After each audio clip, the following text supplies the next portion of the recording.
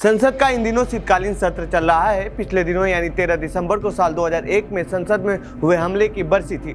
सभी सांसदों ने संसद हमले में शहीद हुए जवानों को श्रद्धांजलि अर्पित कर संसद की कार्रवाई में भाग लिया।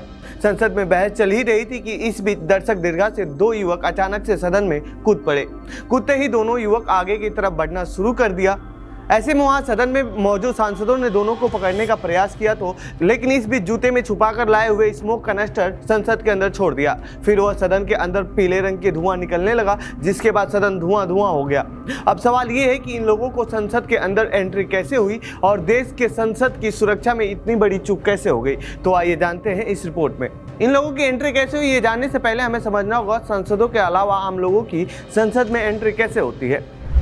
क्या आम लोग संसद के अंदर जा सकते हैं? संसद भवन में प्रवेश के लिए आपको एक विशेष विजिटर पास की जरूरत होती है। ये पास लोकसभा और राज्यसभा के लिए अलग अलग जारी किया जाता है। यदि आपके पास लोकसभा का पास है तो राज्यसभा में आपको एंट्री नहीं मिल सकती है, और यदि आपके पास राज्यसभा का है तो आपको लोकसभा में एंट्री नहीं मिलेगी। लोकसभा के लिए हरा तो वहीं राज्यसभा के लिए मैरून पास जारी किया जाता है। यहाँ ध्यान देने वाली एक बात यह है कि अगर संसद का सत्र नहीं चल रहा है तो परिसर में प्रवेश का पास प्राप्त करना काफ़ी आसान हो जाता है। कौन जारी करता है आम लोगों के लिए पास? आम लोगों के लिए पास संसद का कोई भी गैजेट अधिकारी या सांसद एंट्री पास के लिए नाम सिफारिश कर पास जारी करा सकता है। उनकी सिफारिश के बाद संसद की सुरक्षा देख रहे अधिकारी पास अप्रूव करते हैं। इस पास के साथ संसद पहुंचने पर पहले गेट पर चेकिंग प्रोसेस से गुजरना होता है। यहाँ फोन समेत दूसरे गैजेट जमा कर लिए जाते हैं। इसके बाद अंदर एंट्री मिलती है। इसके बाद 2 लेयर चेकिंग और होती है। इसके बाद सदन का एक अधिकारी विजिटर्स के ग्रुप को संसद भवन के हॉल ले जाता है। इन विजिटर्स को राज्यसभा की आंतरिक लॉबी, लोकसभा की आंतरिक लॉबी और सेंट्रल हॉल देखने की अनुमति होती है। इन विजिटर्स को विशेष पास प्राप्त करके 1 घंटे तक संसद की कार्रवाई को लाइव देखने का भी मौका दिया जाता है।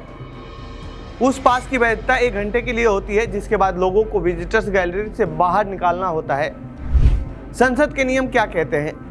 सदन के नियम सुरक्षा कर्मचारियों के दर्शक दीर्घा में कड़ी निगरानी रखने और यह सुनिश्चित करने के लिए बाध्य करते हैं कि विजिटर किसी भी तरह से दुर्व्यवहार न करें और न ही चैम्बर में कूदने की कोशिश करें। विजिटर्स यानी संसदीय भाषा में अजनबी का प्रवेश, वापसी और निष्कासन लोकसभा में प्रक्रिया और कार्य संचालन के नियमों के नियम 386 द्वारा शासित होता है, जिसमें कहा गया है कि सदन की बैठकों के दौरान सदन के उन हिस्सों में अजनबियों का प्रवेश जो सदस्यों के लिए विशेष उपयोग के लिए आरक्षित नहीं है, उसे अध्यक्ष द्वारा दिए गए आदेशों के तहत रेगुलेट किया जाएगा।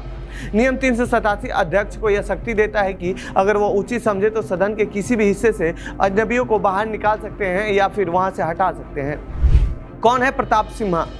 प्रताप सिम्हा मैसूर से लोकसभा सदस्य हैं। वो पहली बार साल 2014 में सांसद बने थे। इससे पहले वो कन्नड़ भाषा के एक पत्रकार थे। वो भारतीय जनता युवा मोर्चा के अध्यक्ष भी रह चुके हैं। सांसद के रूप में सिम्हा का कार्यकाल कई विवादों से भरा रहा है, जिसमें कर्नाटक के भाजपा नेताओं के साथ विवाद भी शामिल है।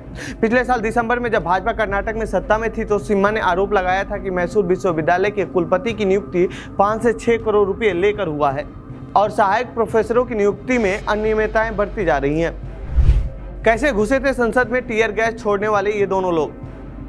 अब तक मिली जानकारी के मुताबिक 13 दिसंबर 2023 को लोकसभा में घुसे 2 शख्स मैसूर से सांसद प्रताप सिम्हा के लोकसभा विजिटर पास से अंदर आए थे। इन लोगों ने संसद में टीयर गैस फेंकी, जिससे धुआं उड़ा। ये दोनों शख्स संसद के सुरक्षा कर्मियों को धोखा देकर जूते के अंदर टीयर गैस छुपाकर लेकर आए थे और जैसे ही उन्हें मौका मिला उन्होंने दर्शक दीर्घा से टीयर गैस संसद के अंदर छोड़ना शुरू कर दिया। इस मामले में 8 सुरक्षा कर्मियों को सस्पेंड कर दिया गया है।